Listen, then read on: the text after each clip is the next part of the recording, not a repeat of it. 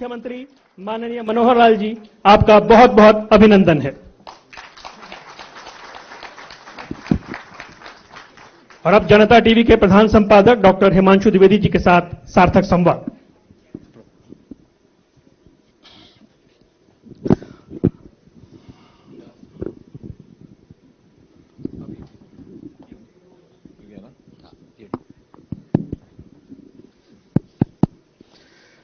धन्यवाद वरुण जी।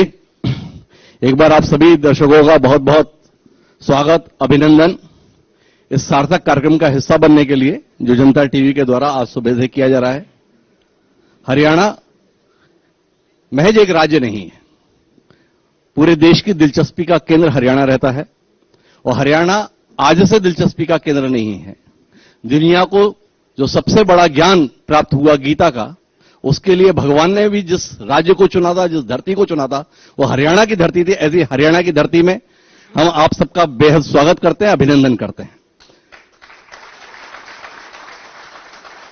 इस हरियाणा को नेतृत्व देने का फैसला यहां की जनता ने 2014 में भारतीय जनता पार्टी के संदर्भ में किया और भारतीय जनता पार्टी ने इस दायित्व की कमान जो सौंपी थी वो वर्तमान मुख्यमंत्री सम्माननीय मनोहर लाल खट्टर जी को सौंपी थी। पिछले 8 साल से पार्टी और जनता के विश्वास को बनाए रखते हुए मनोहर लाल खट्टर जी अपनी टीम के साथ सतत सक्रिय हैं। आज इस कार्यक्रम के माध्यम से हम समझने की कोशिश ये करेंगे कि इस 8 साल के सफर में कुछ हासिल हुआ भी या नहीं हुआ। अगर हुआ तो किस तरीके का हुआ, जन अपेक्षाओं को वो कितना पूरा किए और स्वयं की अपेक्षाओं पर भी वह खुद को कहां तक सफल हुआ मानते हैं। तो आपका बहुत बहुत स्वागत मुख्यमंत्री जी हमारे इस कार्यक्रम में। धन्यवाद। और शुरुआत इसी बात से करते हैं। मनोहर लाल खट्टर जी को हम सब एक सामाजिक कार्यकर्ता के तौर पर जानते थे। वह राजनीति के क्षेत्र में आए और इस हरियाणा जैसे प्रदेश की कमान संभाले। जनता ने लगातार दूसरी बार भी आपको मौका दिया, पर स्वयं में आप कितने संतुष्ट या असंतुष्ट हैं अपनी इस भूमिका को लेकर? कहीं शुभता है कि सामाजिक कार्यकर्ता के तौर पर ठीक था, एक राजनेता के तौर पर, एक राज्य के मुखिया के तौर पर जो दायित्व आपको मिला वो कहीं संतुष्ट देता है आपको? जिस अपेक्षा के साथ पार्टी ने, जनता ने मौका दिया और आपको मिला, कितना खरा महसूस करते हैं? हिमांशु जी, सबसे पहले तो मैं जनता टीवी को इस बात की बधाई देता हूं कि जनता टीवी जनता की आवाज उठा करके हमारे तक लाती है, फिर हमारी बात को जनता तक पहुंचाती है। इस बात के लिए आपको बधाई। बहुत बहुत धन्यवाद। जहां तक इस प्रश्न का सवाल है, प्रश्न के बारे में जो आपने कहा, तो मेरा प्रश्न ये है, क्या कोई सामाजिक कार्यकर्ता राजनीतिक कार्यकर्ता से अलग होता है या राजनीतिक कार्यकर्ता सामाजिक कार्यकर्ता से अलग होता है? यदि राजनीतिक कार्यकर्ता सामाजिक कार्यकर्ता से अलग हो गया तो वो अपना दायित्व निभा ही नहीं सकता। और आज तक हम देखते ही आए हैं कि जब राजनीति में कोई चला जाता तो ये माना जाता है कि राजनीतिक आदमी की एक प्रकार से छवि ऐसी बन जाती है कि इसको समाज से कुछ लेना देना नहीं। मुझे ध्यान में है कि जब नरेंद्र मोदी जी आपके सामने सबसे बड़ा चैलेंज क्या है, उन्होंने कहा कि देखिए बहुत बड़ा चैलेंज, अगर मैं किसी बात को मानता हूं तो लोग शायद समझते हैं कि नहीं समझते हैं, लेकिन मैं समझता हूं मुझे सबसे पहले अपनी बिरादरी की छवि को ठीक करना है। यानी जो राजनीतिक कार्यकर्ता की छवि कभी होती थी, किसी को तो ये नेता है तो समझो लोगों ने धारणा बना ली कि ये कोई ना कोई गलत आदमी है।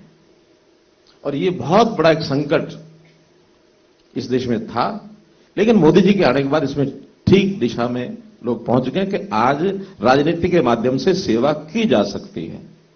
राजनीति का मतलब ये नहीं कि जनता को लूटना, खजाना भरना, सत्ता को भोगना, ये नहीं है। हमने प्राचीन काल के समय इतिहास देखा है कि राजनीति का मतलब जो शासक होता था या जिसको उस समय राजा कहते थे, वो जनता की सेवा के लिए रातों रात उठ करके भी देख के आते थे कि जनता में कोई दुखियारा तो नहीं है, उसकी सेवा कैसे की जाए। इसलिए सामाजिक होना सबसे पहली शर्त है राजनीति की। तो मैं सामाजिक कार्यकर्ता होने के नाते राजनीतिक कार्यकर्ता हूं और मैंने जो 8 साल में किया है या हमारी सरकार ने जो किया है, हम सब लोग पूर्ण रूप से संतुष्ट हैं। आपने बड़े सुंदर तरीके से बात कहने की कोशिश की, पर जब 2014 में आपकी पार्टी चुनाव में उतरी थी तो व्यवस्था में बदलाव की बात करती थी। 8 साल के बाद व्यवस्था बदली या आप लोग बदल गए, उसी व्यवस्था का हिस्सा हो गए? थोड़ा इस पर भी तो रोशनी दीजिए। देखिए, पहली बात तो मेरी जो पहली टर्म 5 साल की थी जी, मैं उसका अगर उस समय का मूल्यांकन करता हूं तो जनता ने हमको एक सर्टिफिकेट भी दिया, हमको सराहा। आप ये कहेंगे कि आपकी सीटें कम हुई, मैं उसको दूसरे ढंग से सोचता हूं कि जहां लोकसभा में हमारे पास पहले 8 सीटें थी, 2019 में 10 की 10 सीटें आई। जहां हमारा हरियाणा में 34% वोट हमको मिला था, वो हमको 37% मिला, 3% ज्यादा मिला। राजनीति का गणित तो सीटों के हिसाब से नहीं, जनता का कितना रिस्पांस हमारे साथ है, जनता हमारे साथ कितनी जुड़ी है, कितना मैंडेट हमको मिला है, वो जनता की परसेंटेज के हिसाब से जाना जाता है। तो जनता हमारे से उस समय संतुष्ट है। दूसरा, चाहे वो 2014 से 19 था, चाहे 19 से आज 22 समाप्त हो गया, लगभग 3 साल समाप्त हो गए। स्थानीय तौर पर बहुत से चुनाव होते हैं, चाहे वो पंचायत के हैं, चाहे वो नगर पालिका के हैं, नगर परिषद के हैं, नगर निगम के हैं। सब चुनाव में उसके बाद लगातार हम आगे बढ़े हैं, अपनी पोजीशन हमने बना के रखी है। इस बार भी जिला परिषद में 22 में से 17 जिला परिषद के चेयरमैन वो भारतीय जनता पार्टी के हैं, 17। जहां तक नगर निगम का विषय है, 11 में से, अब एक का चुनाव नहीं हुआ, 10 में से 8 नगर निगम आज भी भारतीय जनता पार्टी के मेयर हैं। हर जगह पर हम आगे हैं। कहीं अभी जब से पिछली पार्टियां थी वो हमारे से आगे रहती थी, उसके कुछ कारण है, उसकी बैकग्राउंड अलग है। लेकिन जब से भारतीय जनता पार्टी केंद्र में नरेंद्र मोदी जी की सरकार बनी, हमने हरियाणा में बनाई है, लगातार हम अपने स्थान को आगे बढ़ाते रहे, कभी हम पीछे नहीं हटे हैं। हमारा सवाल था व्यवस्था में बदलाव को लेकर। हाँ, आपने हमें बता दिया चुनाव में सफलताओं को लेकर। अब चुनाव के सफलता के संदर्भ में तो कांग्रेस के भी पास बड़े लंबे इतिहास है। आज भारतीय जनता पार्टी केंद्र में 303 सीटें हैं, कांग्रेस के पास 415 है, तो वो व्यवस्था तो महान थी। फिर हम तो आपसे समझना ये चाहते हैं कि आपने वादा किया था बदलाव लाएंगे, व्यवस्था बदलेंगे। बहुत ठीक कहा आपने हिमांशु जी। तो खट्टर जी से जानना ये चाहते हैं क्या बदलाव आया? बदलाव की बात की थी, और जितने बदलाव इस 8 साल में आए हैं, अगर आप जनता से भी जाके पूछ लें, जब से हरियाणा बना है 48 साल में वो बदलाव नहीं ला सके। केवल घिसी-पिटी सरकार जैसा एक सिस्टम होता है, एक फॉर्मेलिटी पूरी करते रहे, आते रहे। हमने बदलाव क्या लाए? सॉरी, हमने भ्रष्टाचार पर चोट की, हमने अपनी सारी डिस्क्रिप्शन पावर्स छोड़ी। नहीं तो ये कहा जाता मुख्यमंत्री सब कुछ होता, मुख्यमंत्री भगवान होता। हमने कहा नहीं, हमको नहीं चाहिए। हम तो जनता का जो एक सिस्टम है उसको बदलाव करके और जो उचित है वो करेंगे, गलत कुछ नहीं करेंगे। ठीक को ठीक, गलत को गलत कहने का हिम्मत अगर की तो इस सरकार ने की। हमने सब चीजें डिमांड बेस्ड नहीं की, नीड बेस्ड की। डिमांड करने वाले तो जिसका थोड़ा सा भी मुंह में जबान ज्यादा है वो डिमांड करता है, जिसके मुंह में जबान नहीं है, जिसकी जरूरत सबसे ज्यादा है, उस तक तो कोई पहुंचा ही नहीं। हमने उस तक पहुंचने की बात की है। हम प्रोएक्टिव होकर के गरीब के पास जाते हैं। और वहां क्या होता था, होड़ लगती थी, कोई एक स्कीम बन गई, चाहे केंद्र की चाहे प्रदेश की, अखबारों में टीवी में आ गई, जिसने लेना है लाइन में लग जाओ, माइट इज राइट, ये चलता था। यानी जिसकी थोड़ा सा ताकत ज्यादा होती थी जाके छीन लेता था। तो ये छीना झपटी हमने बंद की है और हमने सामान्य व्यक्ति का अधिकार वो उसको पहुंचाने की, उसको देने की बात की है। ये भारतीय जनता पार्टी के 8 साल के काम करने का तरीका है। व्यवस्था परिवर्तन है। ये कैसा व्यवस्था परिवर्तन है? विपक्ष चिल्ला चिल्ला के कह रहा है, खट्टर जी तो पूरी तरह अत्याचार करने पे आमादा है, बुढ़ापा पेंशन काट के रख दी, विधवा पेंशन काट के रख दी। आप कह रहे हो हम वंचित लोगों के दरवाजे तक पहुंच रहे हैं, और विपक्ष आंकड़ों के साथ बता रहा है कि देखो इतनी बुढ़ापा पेंशन कट गई इनके राज में, इतनी विधवा पेंशन कट गई। थोड़ा विरोधाभास है। बहुत ठीक कहा आपने। बात यह कि विपक्ष तो कहेगा ही, विपक्ष से कहने की हमको चिंता नहीं है। हमको तो ये पता है पब्लिक सब जानती है, पब्लिक सब जानती है।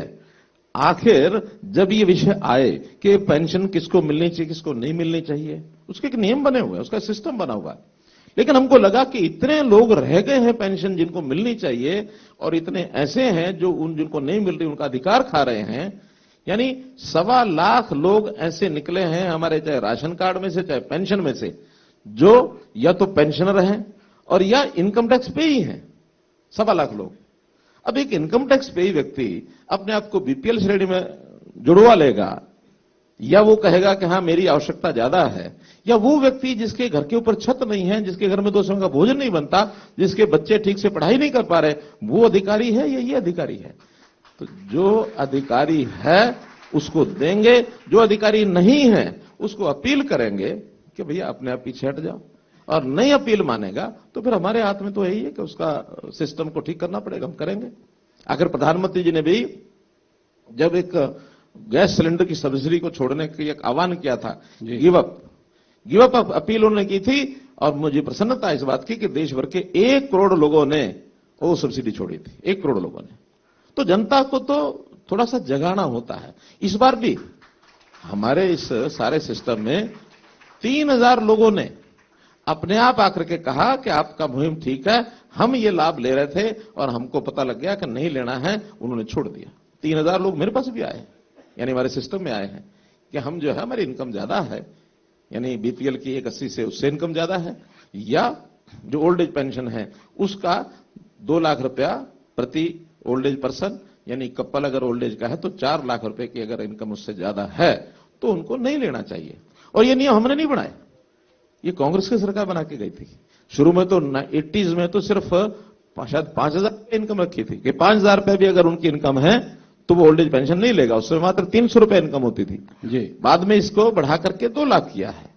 तो इस नाते से एक सीमा तो उसकी भी रखनी है। अगर बिना सीमा के एक व्यक्ति है जिसकी मानो 10 एकड़ जमीन है, उसको नहीं लेना चाहिए। एक व्यक्ति है जिसकी कोई दूसरी पेंशन मिलती है, उसको नहीं लेनी चाहिए। कहीं से भी किसी सोर्स से इनकम है, उसको नहीं लेना चाहिए। और मुझे कहते हुए बड़ा कई बार बात कहते हुए तकलीफ होती है। विधवा पेंशन भी हमारी कुछ बहनें जी, मैं बहनों का सम्मान करता हूं, विधवाओं के प्रति हमारी सहानुभूति है, लेकिन अपने यहाँ समाज में विधवा होने के बाद ये अच्छी बात है कि एक परंपरा विधवा का पुनर्विवाह करने का भी है जी। विधवा होने पर पेंशन मिल गई, लेकिन पुनर्विवाह होने के बाद पेंशन कटवानी चाहिए थी, नहीं कटी। अब क्या करेंगे? न्याय तो न्याय है, उस न्याय में अन्याय उनसे भी नहीं कर रहे हम, लेकिन जिनको नहीं मिली है उनको दी जाए, लेकिन जो गलत ढंग से ले रहे हैं उनको, ये हिम्मत कभी किसी ने की नहीं। और हमने की इसलिए कि लोगों के सामने एक छवि जाए कि ठीक बात है। ऐसे ऐसे लोग, एक बार पिछली सरकार के समय हमारे रोहतक में मन्नू जी बैठे हैं, इनको पता, हमारे बैठे हैं, क्या नाम, छिकारा जी। तो वहां ऐसे कुछ प्रमुख लोग गाड़ी रखे हुए हैं, 4 मंजिला मकान है और बीपीएल में नाम लिखवाया हुआ है। हमारे पास शिकायत आई, हमने कहा भी ऐसा करो, इन 50 नामों को इकट्ठा करो, अखबार में छपवा दो कि ये 50 लोग हैं, ये बीपीएल का लाभ ले रहे हैं। जिस दिन वो छपे, अगले दिन किसी को सफाई ये आ गई, पता नहीं मेरा नाम किसने डलवा दिया, मैंने तो डलवाया नहीं, मैंने तो कभी लाभ नहीं लिया। तो ये क्या था? इस व्यवस्था को ठीक करना ये हमारा दायित्व था, हमने किया। पर आपके इस दायित्व के चक्कर में तो बड़ा अत्याचार हो रहा है, ऐसा अभय सिंह चौटाला थोड़ी देर पहले इस कार्यक्रम में बता के गए। वो परिवार पहचान पत्र के अंतर्गत कहीं वो बता रहे थे, सिरसा के अंतर्गत रानीय क्षेत्र का, कि एक लड़का जो है रेलवे का फॉर्म भर रहा था, उसे मेडिकल कराने के लिए बोल दिया, वो कागज में उसके नसबंदी का कर दिया। इस तरीके का काम हो रहा है, क्या कहेंगे आप? रेलवे का फॉर्म भरने के लिए नसबंदी, ये कौन सा? मुझे तो कोई ऐसा सिस्टम समझ में नहीं आया। और अगर वास्तव में इस प्रकार का आरोप लगाया उन्होंने तो बड़ी एक भयंकर बात है ये। और इस भयंकर बात को मैं अभय चौटाला को मैं आह्वान करता हूं, चैलेंज करता हूं यहां से कि इस केस को सिद्ध कर दें। जिस डॉक्टर ने या सीएम ने जो कुछ किया होगा उसके खिलाफ तो कार्रवाई होगी होगी। अभय सिंह चौटाला को 1 लाख रुपए इनाम दूंगा अगर सिद्ध करे तो। मनोहरलाल खट्टर जी का ये अपनी व्यवस्था पे भरोसा है कि वो अभय सिंह चौटाला की बात पर सीधे यहां पर चुनौती दे रहे हैं कि साबित करके दिखाएं अपने आरोप को, जो वो इसी सदन में कह कर गए थे। हाँ। हम देखते हैं आने वाले समय में कि अभय सिंह चौटाला आप किस चुनौती को स्वीकार कर पाते हैं या नहीं कर पाते हैं। बहरहाल हम अपनी चर्चा को आगे बढ़ाते हैं। आपके संदर्भ में जैसे मैंने शुरुआत में बात की, आप एक सामाजिक कार्यकर्ता रहे, एक विचारक रहे, राष्ट्रीय स्वयं सेवक संघ आपकी संस्कार देने वाली संस्था रही, और उस संस्कार के तहत अंत्योदय आपको बड़ा प्रिय रहा। तो जिस समय आप पढ़ते थे, गढ़ते थे, उस समय तो अंत्योदय बहुत बहाया। मुख्यमंत्री बनने के बाद अंत्योदय कहीं ध्यान में आया या वह उसी समय तक बस ध्यान में रहा? अब मुख्यमंत्री के बाद कहां रहे? ऐसा नहीं है। देखिए, जैसे मैंने कहा कि समाज सेवा का अनुभव मेरा सन 1980 से है। आपने ठीक कहा कि मैं संघ का प्रचारक था, तो इस प्रकार के जो परिवार होते थे, इस प्रकार के व्यक्ति सिटीजन नागरिक होते थे जिनको बहुत बड़ी चीजों की आवश्यकता होती, उनकी आवश्यकताएं कैसे पूरी करना, ये उस समय कई संगठनों के माध्यम से करते थे। और जब भारतीय जनता पार्टी का संगठन मंत्री बना, तब नितिन गडकरी जब राष्ट्रीय अध्यक्ष थे, तो उस समय उन्होंने मुझे कहा कि एक ऐसा काम जो मन को अच्छा लगे, ऐसा कौन सा काम है। कभी कभी पूछ लेते हैं दायित्व देने से पहले। मैंने कहा जी, ये जो अंत्योदय का विषय है, ये मेरा प्रिय विषय है, और सारे देश भर में आज करोड़ों परिवार ऐसे हैं जिनकी सहायता करनी चाहिए। मुझे उन्होंने पूरे देश भर का अंत्योदय का इंचार्ज बनाया। हमारे अंत्योदय प्रकोष्ठ था, 3 साल उसमें मैंने काम किया। लेकिन उस समय हमारी चूंकि सरकारें ज्यादा नहीं थी, कहीं कहीं गुजरात में सरकार थी, 2 और सरकारें थी, मुख्य रूप से संगठन के बजाय सरकारें ये काम करें, इसके लिए जब मुझे मुख्यमंत्री बनने का जब अवसर आया, तो मुझे लगा कि ये मेरे लिए अवसर है। और इस समय एक एक परिवार को ढूंढा जाए कौन गरीब है, किसके घर की क्या कठिनाई है, प्रोएक्टिव होकर के। और हमने उसका सिस्टम जब बनाया, तो एक नई खोज, उस समय नाम हमने रखा था HRDB, हरियाणा रेजिडेंट डाटाबेस, एक प्रोग्राम। लेकिन किन्हीं कारणों से फिर वो किसी ने कह दिया कि इस पर तो आपका कोर्ट जो है वो इसके ऊपर नहीं करेगा, सुप्रीम कोर्ट ये करेगा वो करेगा, ऐसा थोड़ा निर्णय नहीं थे। तो हमने उसका फिर अध्ययन करना शुरू किया कि कहीं कोई कठिनाई ना आ जाए। आधार हमने मांगना शुरू किया, लोगों ने मना करना शुरू किया कि आधार तो हम नहीं देंगे।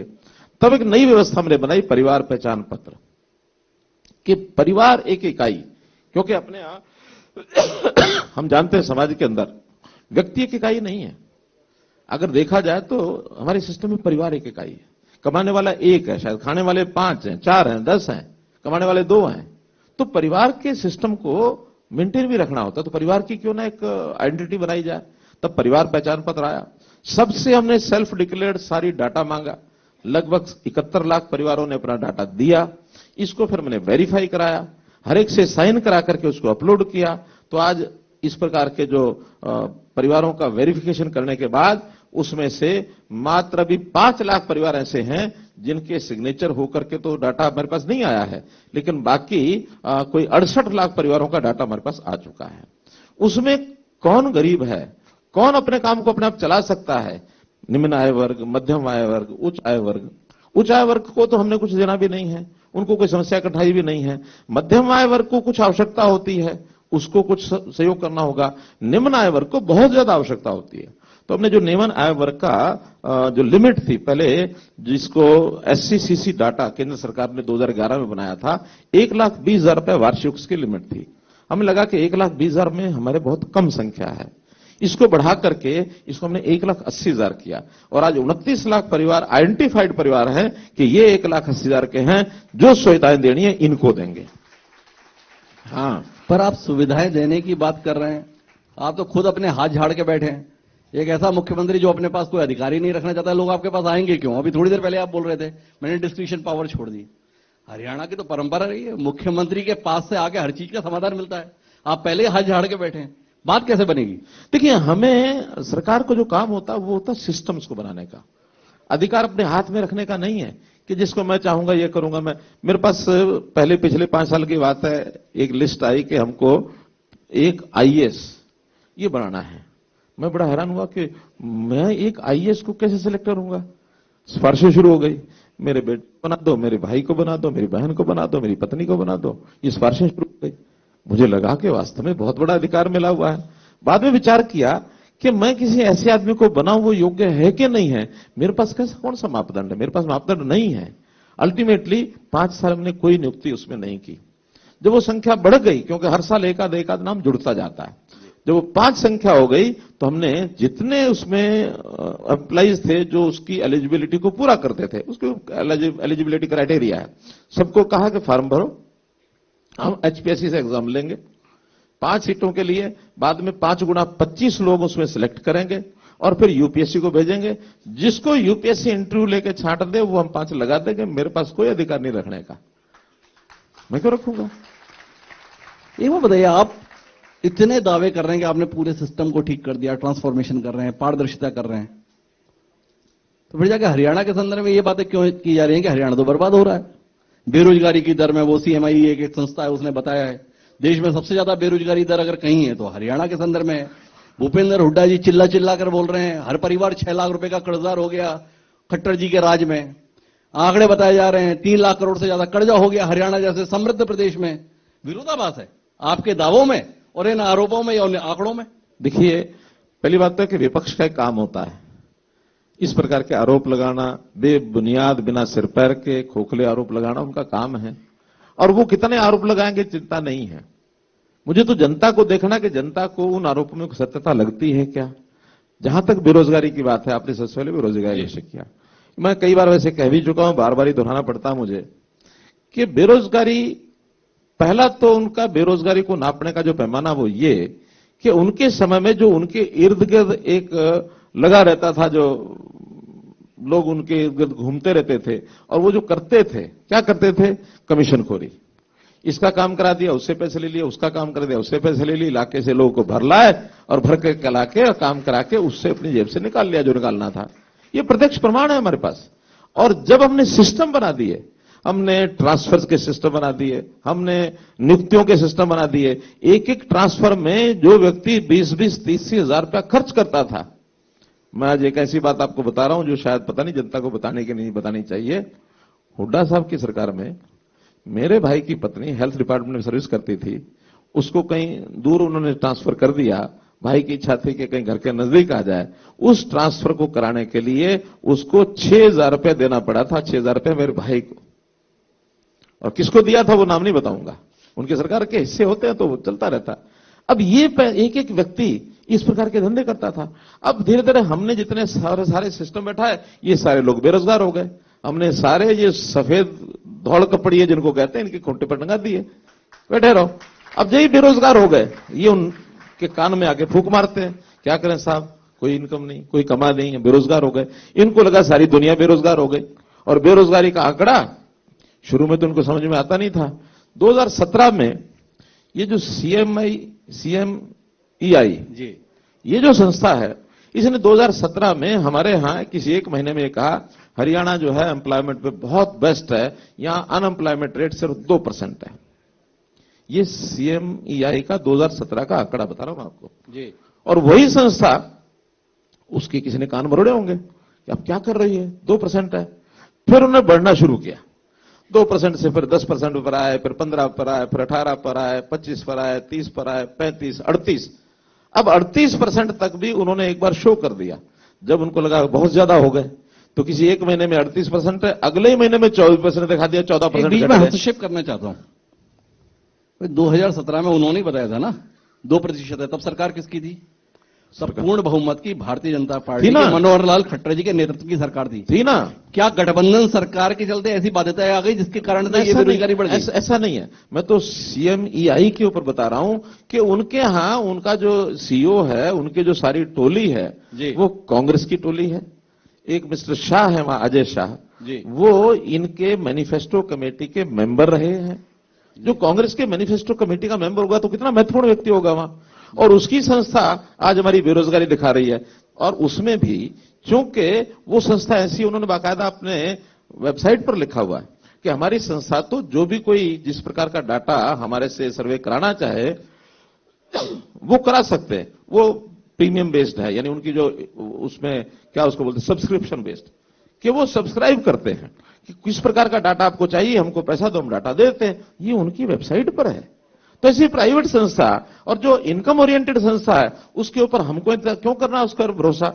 हां, कल को अगर हम उससे अपना काम कराने लग जाए सर्वे का पैसे दे करके, शायद हमारा ही वो दिखाना कम शुरू कर देगी। मुझे इसमें नहीं जाना, मुझे तो अपने सिस्टम पर भरोसा है। क्या हमने परिवार पहचान पत्र में पूछा आप क्या करते हो, तो किसी ने कहा किसान है, किसी ने कहा दुकानदार है, किसी ने कहा मैं बेरोजगार हूं।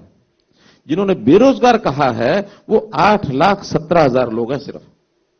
और हमारा जो गवर्नमेंट ऑफ इंडिया का जो ऑफिशियल डाटा है उसमें वो 8,70,000 है।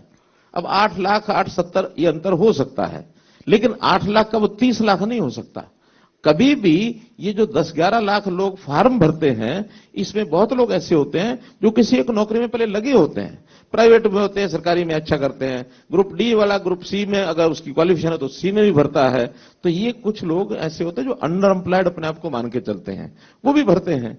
तो ये कुल मिलाकर के संख्या 6%, 7% ये होती है। और किसी भी इकोनॉमी में 5% संख्या, चाहे आप अमेरिका को उठा के देख लीजिए, 4 से 5% बेरोजगारी वहां भी है, कोई बेरोजगारी नहीं है। तो आपका दावा है कि हरियाणा में कुल मिला के बेरोजगारों की बात करें तो 8,17,000। उस दावे से बिल्कुल विपरीत है जो सीएमईआई के आंकड़े बताते मैं हैं। तो बता रहा हूं, मैं उसको कर रहा हूं, चैलेंज कर रहा हूं सीएमईआई तो ये मुख्यमंत्री जी के खुले मंच से चुनौती है उस संस्था को कि वो अपने आंकड़ों की सत्यता को प्रमाणित करे। बहरहाल इसी के अंतर्गत बात जब उन्होंने एज वाइज जो हिस्से किए, 18 साल से नीचे के लोगों को भी उन्होंने बेरोजगार बता रखा है। अब 18 साल से नीचे बेरोजगार नहीं होते हैं, उनकी पढ़ाई की उम्र होती है, उनको पढ़ना होता है। ये अलग बात है वो पढ़ भी नहीं रहे होंगे और मानो काम भी नहीं कर रहे होंगे, तो उसको तो हम ये मानेंगे कि ड्रॉप आउट संख्या है।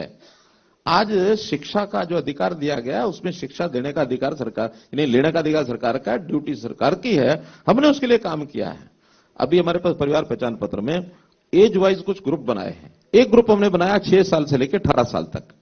तो 6 से 18 साल का जो ग्रुप है, स्कूल एजुकेशन डिपार्टमेंट एक एक बच्चे को ट्रैक करेंगे, सरकारी स्कूलों में कितने पढ़ रहे हैं, प्राइवेट में कितने पढ़ रहे हैं, और जो बच्चे पीपी में हैं लेकिन कहीं पढ़ नहीं रहे हैं वो कहां हैं, उनको ढूंढेंगे, उनको लाएंगे, उनकी काउंसलिंग, बच्चों की, माता पिता की, उनको पढ़ाएंगे। कोई भी बच्चा बिना पढ़ाई के 18 साल तक नहीं होना चाहिए, ये हम करेंगे। इसलिए वो फिगर उनकी 4-5 लाख तो उसमें निकल जाती है। आप सारे बच्चों को पढ़ाने की बात कर रहे हैं, इधर आंकड़े आते हैं कि इतने स्कूल आपने बंद कर दिए, इतने स्कूलों पे ताले लगवा दिए। दोनों बातों में बड़ा विरोधाभास है। बहुत बढ़िया प्रश्न किया आपने। ये देखिए, हमारे सिस्टम में जो इस तक पहले चलता रहा, अब हमें भी आखिर एकदम पहले दिन तो समझ नहीं आता, कुछ सालों के बाद ही समझ में आता है। क्या किया इन्होंने कि एक बिल्डिंग है गांव के अंदर और +2 का स्कूल है, तो इन्होंने कहा कि एक स्कूल इसमें जो 5वीं तक का है उसका हेडमास्टर है, ये स्कूल अलग होगा, 5वीं से 8वीं मिडिल स्कूल ये अलग होगा, 8वीं से 10वीं हाई स्कूल ये अलग होगा, 11वीं 12वीं का सीनियर सेकेंडरी स्कूल ये अलग होगा। यानी उसी स्कूल को 4 या 5 श्रेणियों में बांट दिया, बिल्डिंग एक है और कह दिया 5 स्कूल हैं। अब हमने कहा कि देखो गलत है ये, क्योंकि टीचर्स को आखिर 2 कक्षाएं हैं, 2 सेक्शन है, उसमें एक टीचर है, उसके पास 2 पीरियड बढ़ाने के बाद वो क्या करेगा? 6 पीरियड कम से कम एक टीचर को पढ़ाना होता है। तो क्या 11वीं 12वीं का टीचर अगर उसके पास काम कम है तो 9वीं 10वीं को नहीं पढ़ा सकता क्या? या 9वीं 10वीं का टीचर जिसके पास काम कम है वो 6ठी से 8वीं को नहीं पढ़ा सकता क्या? उनके मैंडेट में है कि आप अपने ऊपर की क्लास में समय आपके पास है तो नीचे की क्लास को आपको सब्जेक्ट के हिसाब से पढ़ाना है। 6 पीरियड हर दिन, महीने के सप्ताह के 36 पीरियड या 36 है, शायद 36 है कि ये पीरियड मैंडेट है उनका। और इन्होंने उसको सबको दरकिनार करके, क्योंकि एक स्कूल दूसरा स्कूल जाएंगे नहीं, हमने उसको एक स्कूल माना। और जब एक स्कूल माना तो आज 10,000 यानी 14,000 के बजाय ये कम्प्लेक्स, स्कूल कम्प्लेक्स 10,000 हैं। स्कूल कोई बंद नहीं किया, सिर्फ 14,000 की संख्या वो 10,000 या 11,000 हो गई है। वही स्कूल है, वही अध्यापक है, वही बच्चे हैं। तो इसलिए केवल एक आंकड़ा बढ़ाए रखने के लिए, और इसका दुष्प्रभाव क्या होता है? दुष्प्रभाव क्या होता है? इतने संख्या पोस्ट कर ली, क्या पोस्ट सैंक्शन कर दी, करा सकते हैं, किसी की भी संख्या सैंक्शन हो जाती है। तो पोस्ट सैंक्शन होने के बाद और वहां अब स्कूल में आवश्यकता नहीं है तो इधर ये है कि पोस्ट सैंक्शन है, तो डाटा में तो ये आ गया कि 30,000 वैकेंसीज है, क्यों नहीं भर रहे हैं? हमारे पास जेबीटी टीचर्स आज भी जितने बच्चे हैं उनसे ज्यादा है। जेबीटी प्राइमरी स्कूल में एक पैमाना होता है 1:30 का, के student people ratio, teacher people ratio 1:30 होना चाहिए। लेकिन कुछ कारणों से वो गेस्ट टीचर्स भी आ गए, फिर कोर्ट से भी जेबीटी 2 बैच थे, दोनों का झगड़ा था। पहले कोर्ट ने एक को सिलेक्ट कर दिया, दूसरा बाहर कर दिया, कुछ देर बाद कोर्ट ने दूसरे को भी सिलेक्ट कर दिया। अल्टीमेटली दोनों जेबीटी के भी सिलेक्ट हो गए, और जो गेस्ट टीचर थे उनको भी हमने 58 साल तक रिटायर नहीं करेंगे इनको, वो नियम हमने बना दिया। तो कुल मिला के जेबीटी टीचर ज्यादा हो गए। अब ज्यादा रखें कैसे? अल्टीमेटली हमको मजबूरी में वो रेशो 1:30 के बजाय 1:25 करनी पड़ी।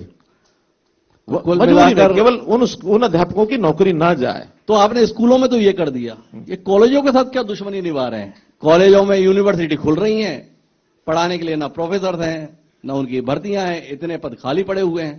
ये सारा जोर स्कूलों पे, कॉलेजों ने क्या बिगाड़ा? नहीं, कॉलेजों में भी देखिए, हम चूंकि कॉलेज हमने नए बहुत बनाए हैं, नए कॉलेज 71 नए कॉलेज हमने खोले हैं इन पिछले सालों में, और 71 में से 32 हैं या 38 हैं, एग्जैक्ट फिगर मुझे याद नहीं, लेकिन 30 से ऊपर हैं जो केवल महिलाओं के हैं। यानी हमने महिलाओं की शिक्षा के लिए एक घोषणा की थी कि 20 किलोमीटर के दायरे में एक कॉलेज जरूर होगा, या महिला कॉलेज नहीं तो कोएड कॉलेज। इसलिए वो हमने टारगेट अपना पूरा कर लिया है। अभी भी कुछ थोड़ी बहुत डिमांड आती है, तो कुल मिलाकर के 8-10 स्थान ऐसे बचे हैं जो कहते हैं कि हमारा कॉलेज होना चाहिए। उसके मैपिंग कर रहे हैं।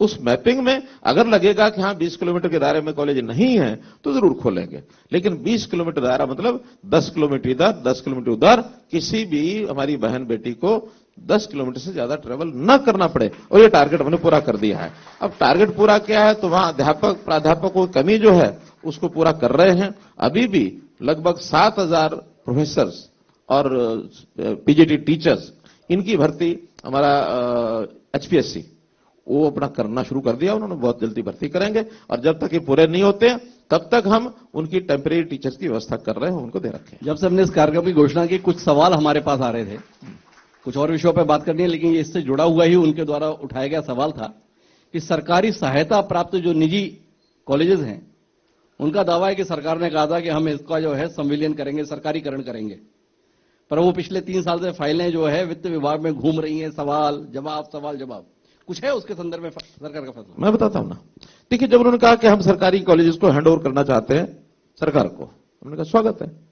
अब जब करने लगे तो कहने लगे जी हम आपको अपने अध्यापक दे देंगे, आपको कॉलेज नहीं देंगे। उन्होंने कहा फिर सरेंडर क्या हुआ भाई? आप तो अपने अध्यापकों की जो भर्ती की हुई है वो किस नॉर्म से की, किस नॉर्म से नहीं की, उनको सैलरी कितनी देते हैं, कितनी नहीं देते हैं, सरकार में सैलरी अच्छी है, उनकी भी इच्छा कमाना चाहते हैं, वो भी भेजना चाहते हैं, और जो बिल्डिंग है स्कूल की, कॉलेज की, उस बिल्डिंग को हम अपनी प्रॉपर्टी कमर्शियल करेंगे, ये करेंगे, वो करेंगे, उसका यूज करेंगे। क्योंकि वो भी जो स्कूल खोला गया था जनता के द्वारा खोला गया, किसी संस्था के द्वारा खोला गया, तो संस्था का जो पैसा लगा हुआ चीज है वो प्रॉपर्टी भी आपको सरकार को देनी होगी, अगर आपने कॉलेज सरकार को देना है। कोई भी कॉलेज आज अपनी बिल्डिंग, अपने स्टाफ पूरा देना चाहता, आज भी हम तैयार हैं। कोई कहेगा मेरे अध्यापक ले लो और अपने कॉलेज में ले जाओ और हम उसको मर्ज कर लो, वो नहीं होगा। मतलब लोग अपनी जिम्मेदारी ट्रांसफर करना चाहते हैं पर अपने संसाधन उपलब्ध नहीं कराना चाहते हैं।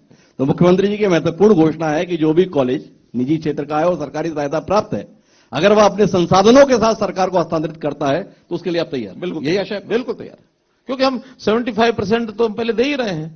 हम तो उनसे लेंगे तो जस्ट 25% और देना है, फिर पूरा कॉलेज भी आएगा, व्यवस्था भी हमारी होगी, हम उठा करेंगे उसको। हमने अंत्योदय के संदर्भ में बात की। एक और आप जिस भी मंच पर बैठते हैं बड़े गर्व के साथ में एक बात करते हैं, हरियाणा एक, हरियाणवी एक।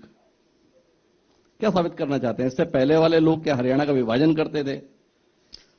मजेदार हिमांशु जी, हम देखते हैं कि पहले जो सरकारें आई और खास करके जो मुख्यमंत्री बनता था, वो प्रदेश उसके लिए सबसे पहले उसकी जो कॉन्स्टिट्यूंसी होती थी वो उसका प्रदेश होता था, या जिला। उस अपने जिले को वो अपना प्रदेश मान लेता था, उसके बाहर बहुत ज्यादा चिंता वो करता नहीं था। आदेश ज्यादा अपने जिले में उसी में लगा रहता था, पैसा भी उस इलाके का जितना होता था मैक्सिमम उसी में लगता था। चाहे फिर वो कभी वो भिवानी जिला रहा हो, कभी वो सिरसा जिला रहा हो, कभी हिसार जिला रहा हो, कभी रोहतक जिला रहा हो, तो सब अपने जिलों को अपना प्रदेश मानते थे।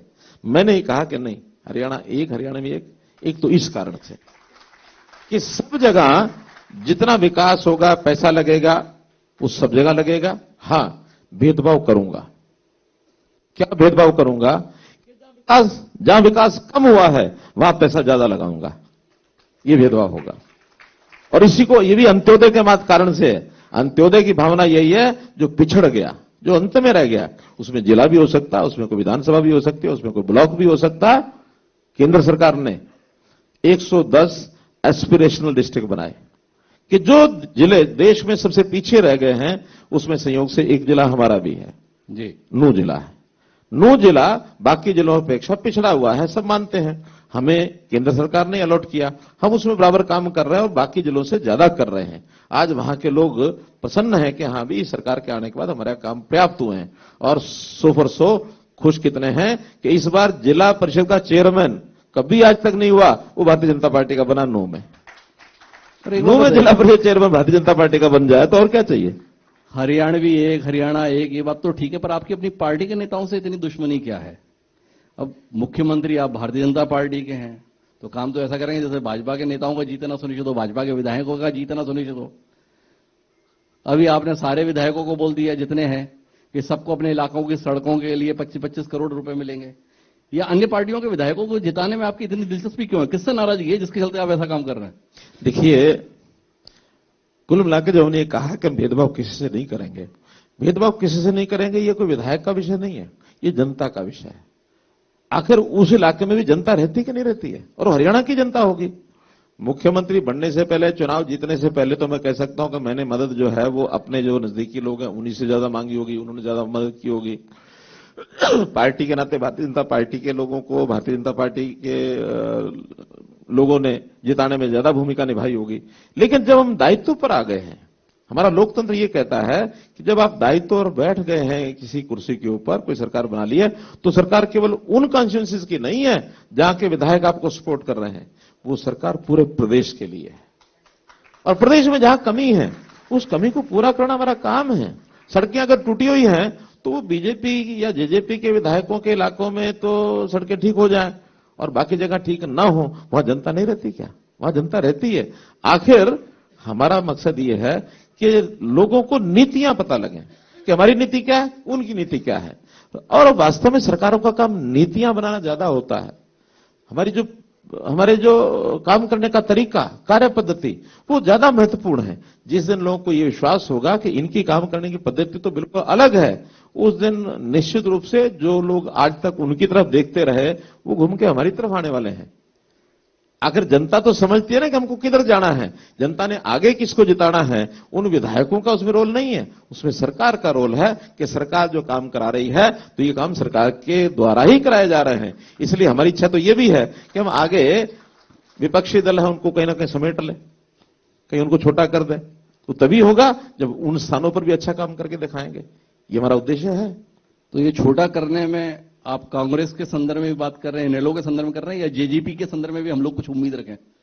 देखिए, आज विपक्षी दल जो है मैं तो उसके संदर्भ की बात करूंगा जी। जब सरकार हम चला रहे हैं, मिलके चला रहे हैं, तो मिलके चला रहे हैं तो मिलके ही काम कर रहे हैं, मिलके ही चलने की बात है। जब तक मिलके चल रहे हैं तब तक तो हम सरकार के नाते ही हैं, तब तक तो हमें ही है। ये जो मिलके चल रहे हैं तो इसमें इस सहयोगी दल को बैसाखी के तौर पर देखते हैं, बोझ के तौर पर देखते हैं, किस तौर पर देखते हैं? मनोहर लाल खट्टर जी, क्या रहा पिछले 3.5 साल का अनुभव आपका? देखिए, वो हमारे सहयोगी हैं जी, ना वो बैसाखी है ना बोझ है जी और कारण उसका साफ है कि ये जनता के मैंडेट का सम्मान करना है जी।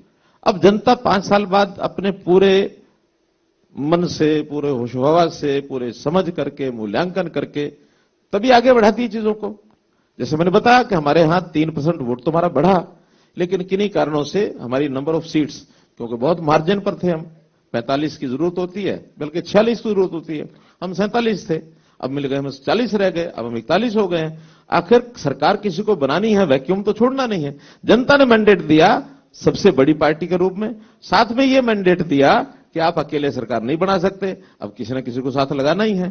तो साथ लगाना है जिनके साथ थोड़ा सा पहले से ही नजदीकी हमारी है ही है, क्योंकि पॉलिटिकली हम इस परिवार के साथ पहले भी इकट्ठे मिलकर चलते ही रहे हैं। पहले हम इनको सपोर्ट करते थे, अब ये हमको सपोर्ट कर रहे हैं। आखिर हमने भी इतने सालों पर इनकी सपोर्ट की है। पर जो एक ही उसके पीछे हेतु होता है कि मेजर विपक्षी पार्टी वो कांग्रेस है, देश में भी प्रदेश में भी, उसको दूर रखना है। और हम अकेले नहीं अगर बना सकते तो उसका दूसरा रास्ता फिर अलायंस ही होता। हमने अलायंस किया। पर आपने जिनको सहयोग में रखा है वो तो आपस में बहुत झगड़ रहे हैं। उनके आधे विधायक अपनी ही पार्टी के मंत्रियों के खिलाफ बयानबाजी करते रहते हैं। कैसे निपटते हैं इससे? देखिए, सरकार हमारी एक है, सरकार में वो हमारा सहयोग कर रहे हैं, सरकार के नाते एक इकाई है। लेकिन जहां तक पार्टियों का विषय, पार्टी आज भी अलग अलग है। अब उनकी पार्टी में क्या है क्या नहीं है, इस बारे में मुझे टिप्पणी करना अच्छा नहीं लगता, ना मैं करूंगा। चलिए आपकी पार्टी के संदर्भ में बात करते हैं। जैसे हमने कहा कि आप तो संघ के कार्यकर्ता रहे, बहुत प्रामाणिक स्वयंसेवक रहे, भाजपा में भी आप संगठन मंत्री के दायित्व में रहे, बैठ के लेते थे, आप सबको बताते थे संगठन सर्वोपरि है। अब आप सत्ता के प्रमुख हैं, तो अभी भी संगठन सर्वोपरि है या सत्ता सर्वोपरि हो गई? धनखड़ जी फैसले ले रहे हैं या खट्टर जी फैसले ले रहे हैं? जानने में जरा दिलचस्पी है। देखिए, अपना अपना काम है।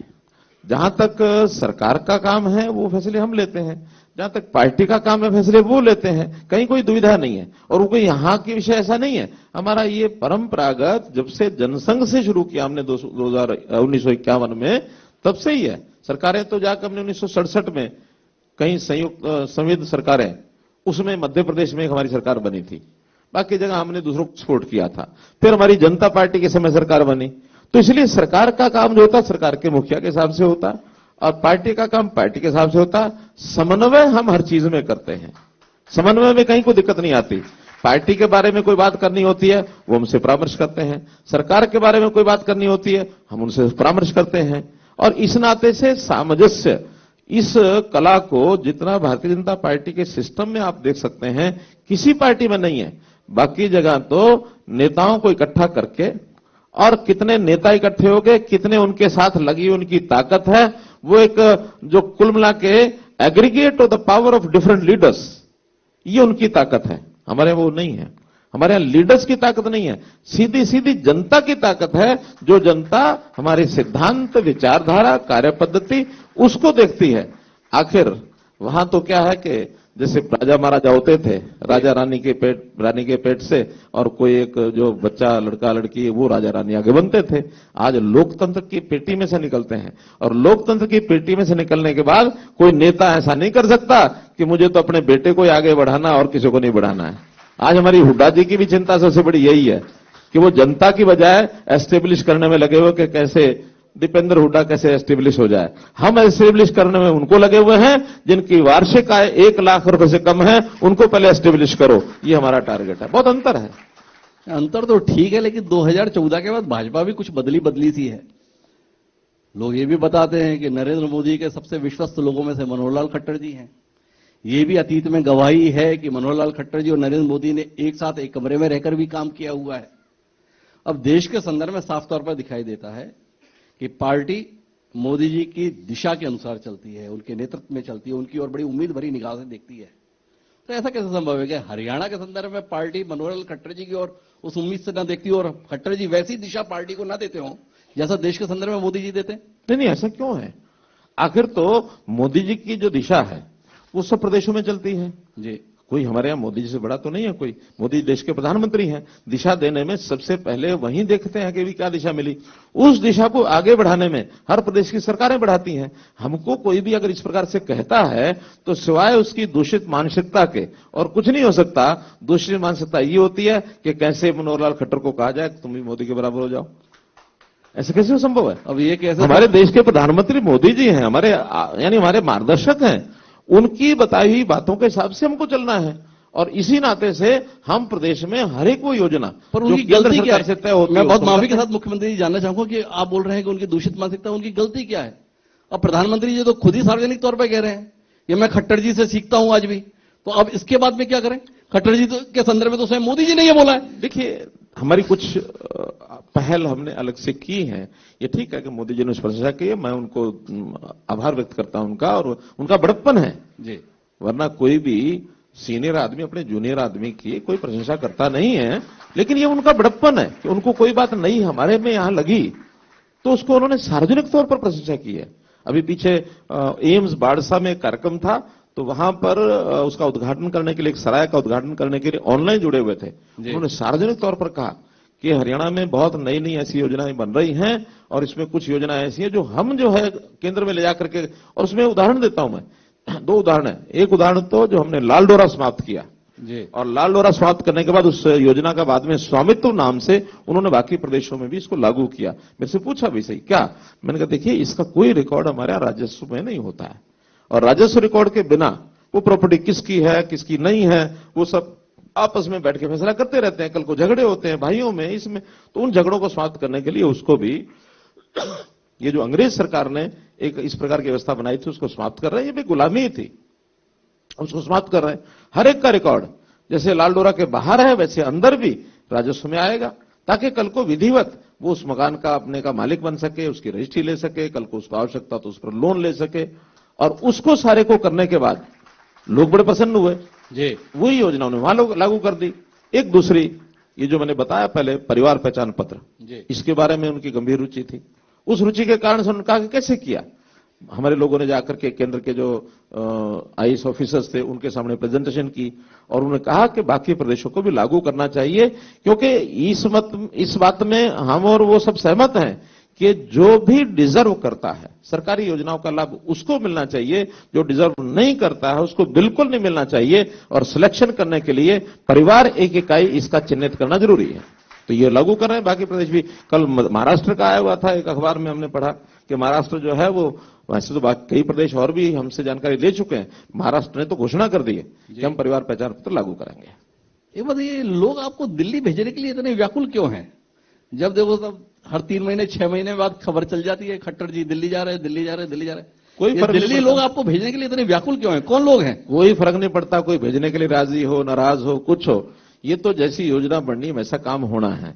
हमारी योजना किसी के हाथ में नहीं होती, या तो जनता के हाथ में होती है या फिर पार्लियामेंट्री बोर्ड बैठ के तय करता है कि किससे क्या कराना है।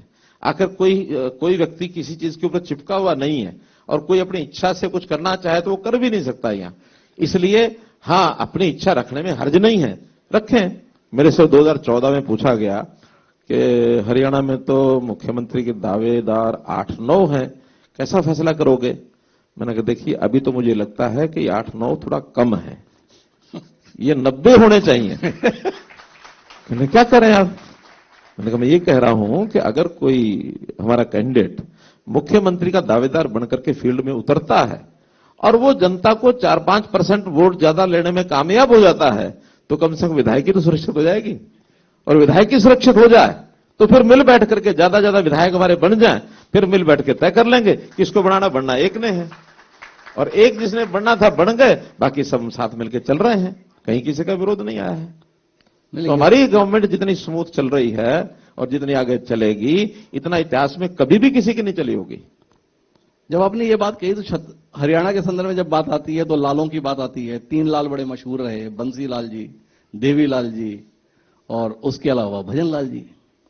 मनोहर लाल जी अपने आप को इनसे अलग क्या देख रहे, क्योंकि ये चौथे लाल हैं।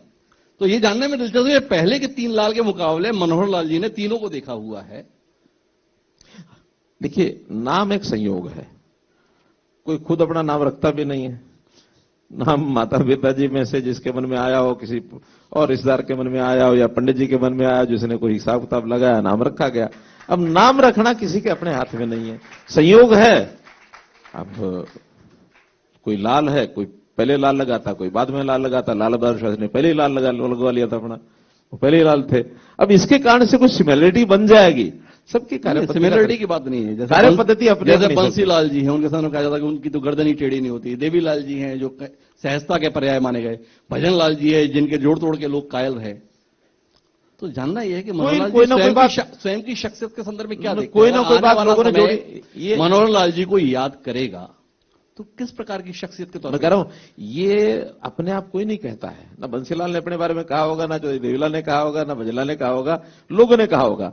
तो लोगों को जैसा मैं लगता हूं वैसा वो कह लेंगे जिन्होंने कहना है, मेरा उसमें कोई रोल नहीं है, ये लोगों ने देखना है। मेरा लो, हम बातचीत को आखिरी चरण की ओर लेकर चलते हैं। 8 साल का समय हो गया, जो सपने लेकर आपने इस दायित्व को संभाला था वो आप कर रहे हैं। ले जाना कहां चाहते हैं आगे? अभी 2 साल का समय आपके इस कार्यकाल का भी है। आने वाले समय में हरियाणा को लेकर और स्वयं को लेकर क्या दृष्टि है मनोहर लाल जी की? देखिए, समाज कैसे सुखी हो उसका, यानी लंबे समय तक समाज में एक शांति, एक समन्वय, एक तालमेल, और प्रदेश को आगे बढ़ाने में सबकी भूमिका। क्योंकि अभी तक लोग या नेता या सामान्यतः ज्यादातर लोग सोच थोड़ी छोटी होती है। अयम निजा परोवेति गणना लघु चेतसाम उदार चरिता नाम तो वसुधैव कुटुंबकम। यानी ये मेरा है, ये तेरा है, ये छोटे दिल के जो लोग होते हैं ना, छोटे मन के लोग होते हैं, वही सोचते हैं। उदार चरित के लोग जो होते हैं ना, वो सारे सिस्टम को अपना परिवार मानते हैं।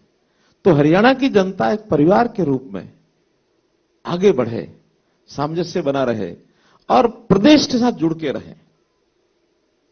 यानी हर कोई आज जो रहता ना कि एक एकांत जो उसका स्वरूप होता है, सेल्फ सेंट्रिक जिसको कहते हैं अंग्रेजी में, अपनी तरफ सोचता है, मैं, मेरा घर, मेरा परिवार, यही सब।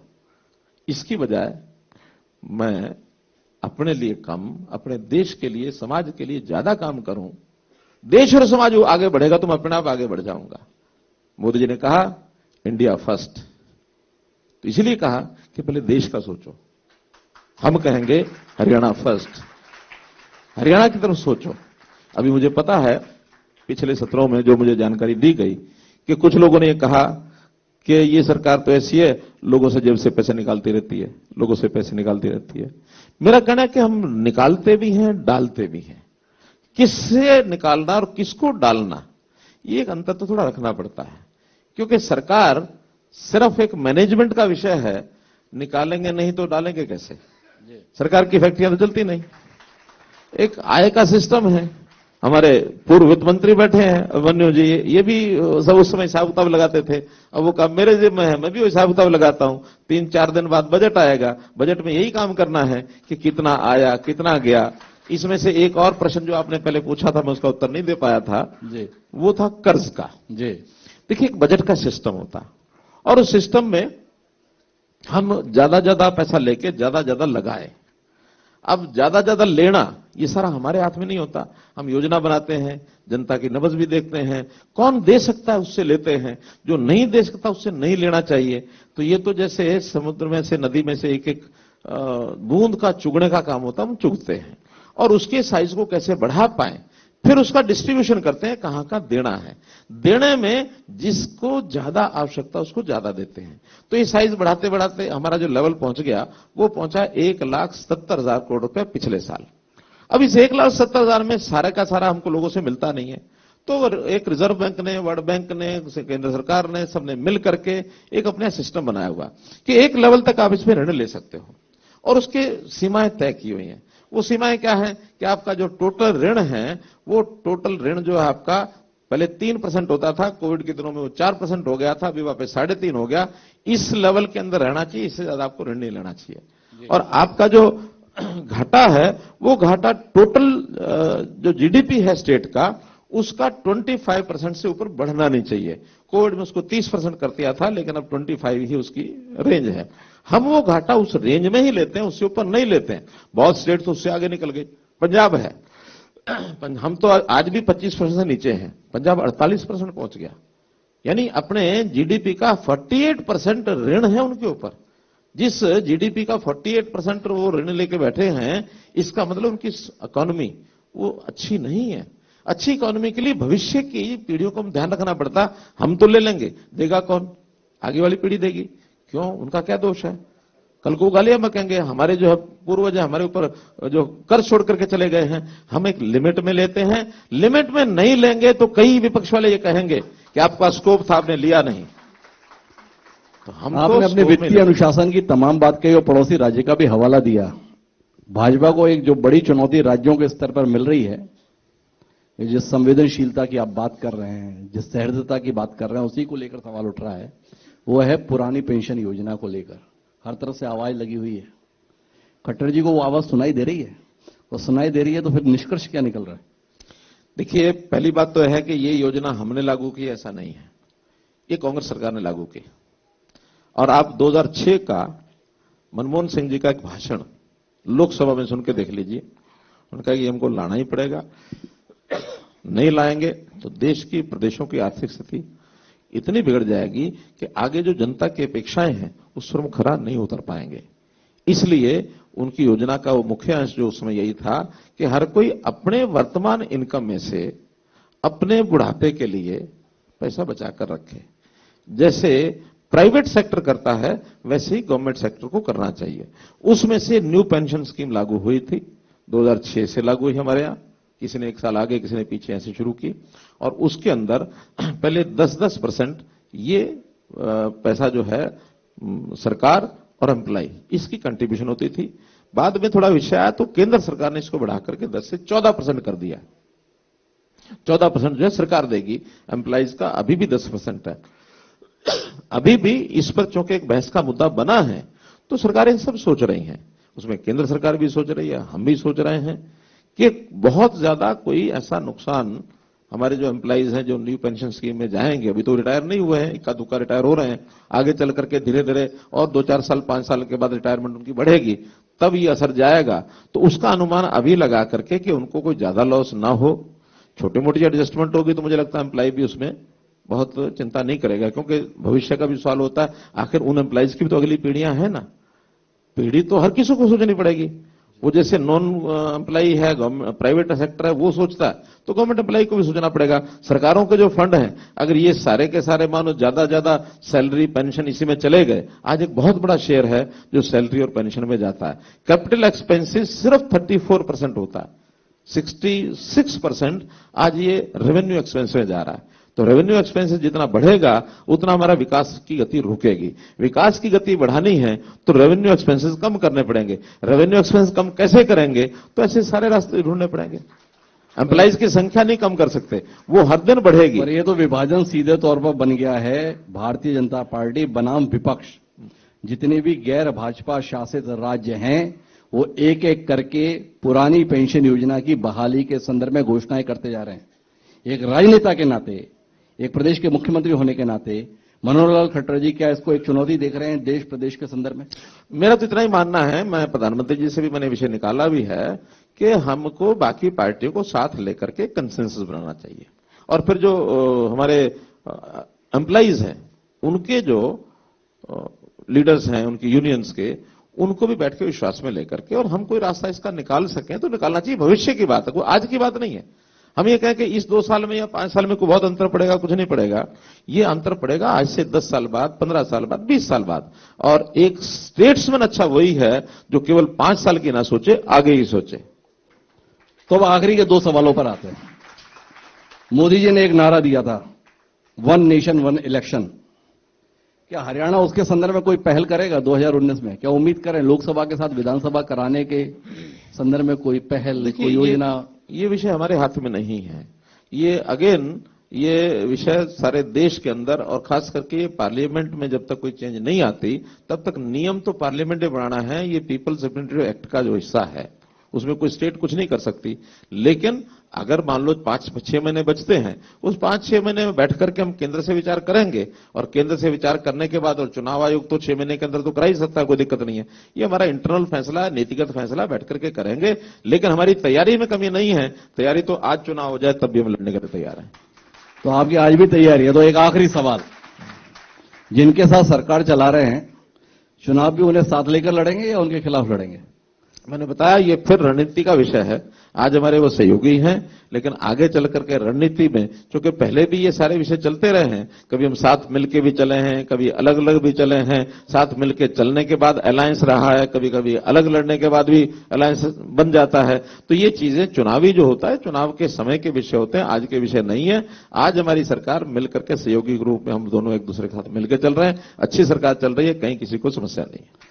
तो कुल मिलाकर ये आखिरी के वो 2 सवाल थे जिनको उत्तर प्रदेश के लोग जानना तो चाहते हैं, पर खट्टर जी मजे हुए खिलाड़ी हैं, अभी पत्ते नहीं खोलेंगे। जब शो का टाइम आएगा तभी पत्ते खोले जाएंगे। बहरहाल आप मेरे पत्ते खुलवा नहीं सके।